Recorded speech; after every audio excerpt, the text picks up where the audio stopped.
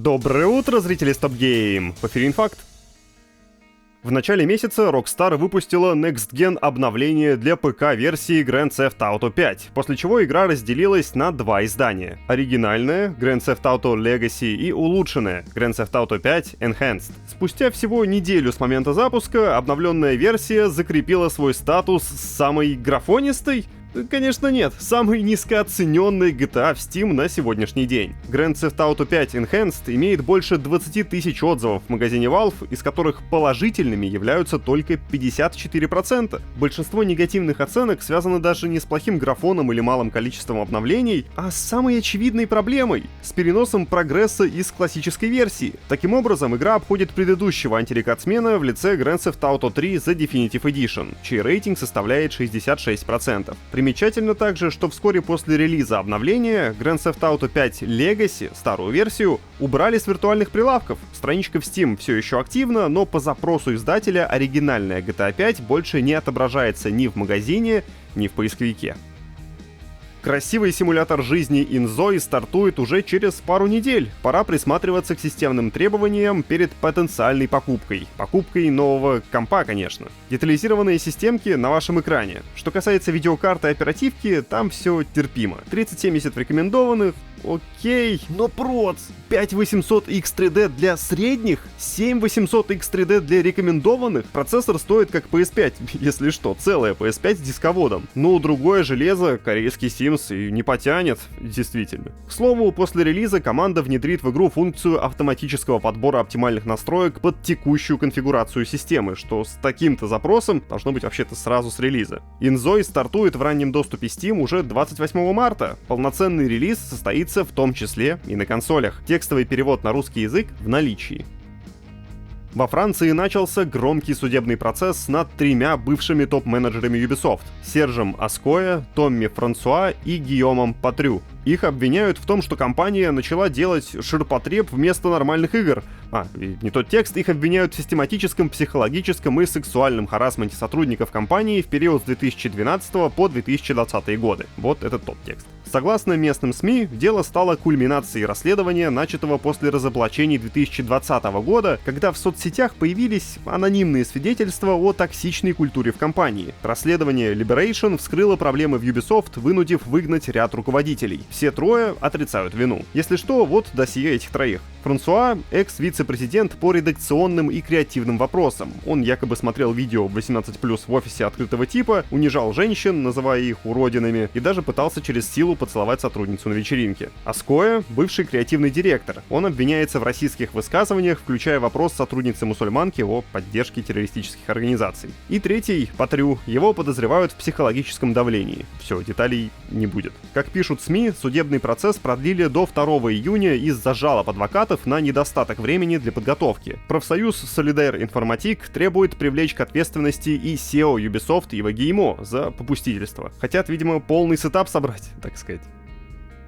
Moon Studios, известная по серии Ori, объявила о новом этапе в своей истории. Студия стала полностью независимой, выкупив права на публикацию своего последнего на данный момент творения No Rest for the Wicked у Take-Two Interactive. Изначально No Rest for the Wicked должна была выйти под крылом Private Division, инди-подразделения Take-Two. Однако в ноябре 2024 года Take-Two продала Private Division, сохранив за собой издательские права на ролевой экшен. После месяцев переговоров Moon Studios добилась возвращения прав, что, по словам сооснователя студии Геннадия Короля, позволит реализовывать видение девелоперов без ограничений. Ну, королевские планы.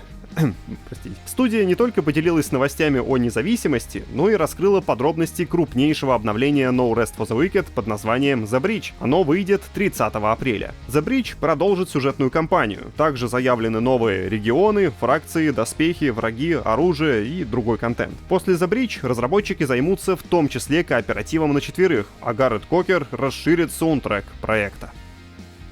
Последние месяцы в инфополе появляются новости о все новых осколках Zaum, вот тех самых авторов Disco Elysium, которые делают свой новый проект. На каждый такой осколок по очередной Disco Elysium. И вот такой наследницей планирует стать CRPG Hope Town от свежесобранной Longdew. Девелоперы готовятся к запуску кампании по сбору средств, поэтому опубликовали тизер-трейлер и кипу изображений. В ролике звучит знакомый фанатам Disco Elysium голос. Это Лэнвелл Браун. Он озвучивал закадрового рассказчика в RPG от Zaum. В Longdew сообщили, что тесно сотрудничают с актером и выдали ему роль важного персонажа в Hope Town. К разработке присоединился и редактор Disco Elysium Мартин Луига, создавший 7 персонажей для диска. В пресс-релизе он заявил, что рад поделиться опытом с Longdew и помочь команде выстроить нарратив и необходимые системы. Сбор средств начнется 17 марта, но уже сейчас пользователи могут подписаться на обновление и ознакомиться с набором наград для первых донатеров. Больше информации об игре опубликуют одновременно с началом мероприятия на Kickstarter. Пока же со страницы можно почерпнуть следующую инфу. Hope Town — это изометрическая RPG. Ее действие происходит в шахтерском городке на севере Англии, балансирующем на грани коллапса и перемен. В центре сюжета журналистка-бунтарь со склонностью к саморазрушению, которая вынюхивает скрытую правду и обличает хрупкие системы. Ваша интерпретация событий,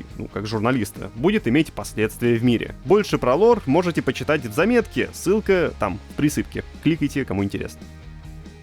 Netflix выкатила новый динамичный трейлер аниме-сериала по Devil May Cry. В качестве основной фоновой композиции выбрали трек Last Resort от Papa Roach. Показать его и дать вам послушать тут не могу, но где найти видос, вы знаете. В адаптации таинственный злодей намерен открыть врата ада, и только Данте может помешать этому плану осуществиться. Судя по трейлеру, миссию герою усложнит его брат Вергилий со своей павой. Аниме-версия его, честно говоря, не очень, но на вкус и цвет. Напомню, что за шоу отвечает Студио Мир, а руководит проектом Ади Шанкар, приложивший руку к мультсериалу Castlevania. Среди продюсеров затесался и Хидеаки Ицуна, гейм-директор нескольких частей Devil May Cry. Главного героя озвучит Джонни Йонг Бош. Это английский голос Нера из игр DMC и он же Ичиго Куросаки из аниме Bleach. Премьера Devil May Cry в сервисе Netflix состоится 3 апреля. Для первого сезона заготовлено 8 эпизодов.